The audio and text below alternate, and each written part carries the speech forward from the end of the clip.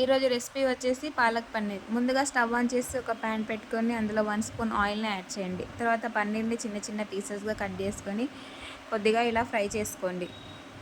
ఇలా ఫ్రై అయిన పన్నీర్‌ని ఒక ప్లేట్‌లోకి తీసుకోండి.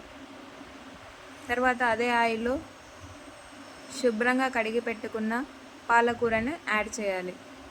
ఇందులో నేనైతే ఒక కట్ట పాలకూరని తీసుకున్నాను. ఒక మూత పెట్టి 5 నిమిషాలు ఉడికించాలి.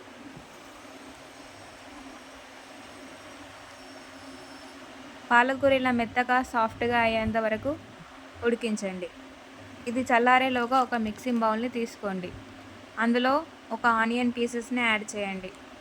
అలాగే 3-4 పచ్చిమిర్చిని కూడా యాడ్ చేయండి. 1 టమాటో పీస్ని కూడా యాడ్ చేయండి. తర్వాత ఇది గ్రైండ్ చేయాలి. అదే మిక్సింగ్ బౌల్లో ఉడికించి పెట్టుకున్న పాలకూరను కూడా వేయండి. ఇది కూడా గ్రైండ్ చేసుకోండి. తర్వాత ఒక ప్యాన్ తీసుకొని అందులో 1 స్పూన్ ఆయిల్‌ని యాడ్ చేయండి. తర్వాత ఇందులో 3-4 బిర్యానీ ఆకులను కూడా వేయండి. 1 స్పూన్ జీలకర్రను కూడా వేయాలి.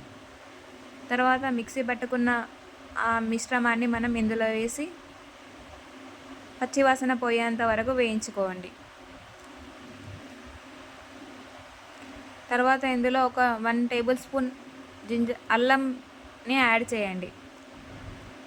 అల్లం వెల్లుల్లి పేస్ట్ని యాడ్ చేయాలి. అలాగే 1 టేబుల్ స్పూన్ పసుపును కూడా యాడ్ చేయండి.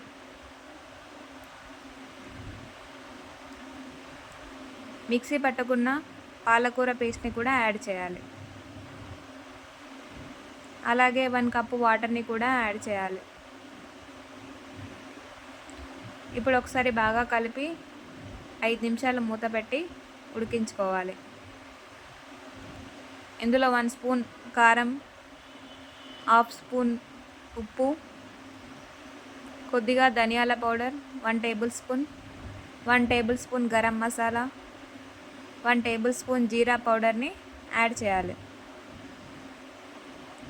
ఇప్పుడు బాగా ఉడికించుకోవాలి. ఇందులో ఫ్రై చేసి పెట్టుకున్న పన్నీర్ పీసెస్ని యాడ్ చేయండి.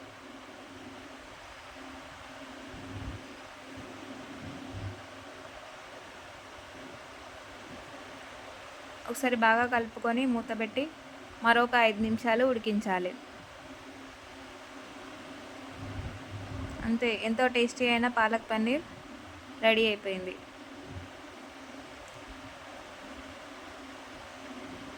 ఇది రైస్ ఇంకా చపాతీలోకి చాలా బాగుంటుంది. ఒక్కసారి ట్రై చేసి చూడండి, చాలా బాగుంటుంది. Thank you for watching.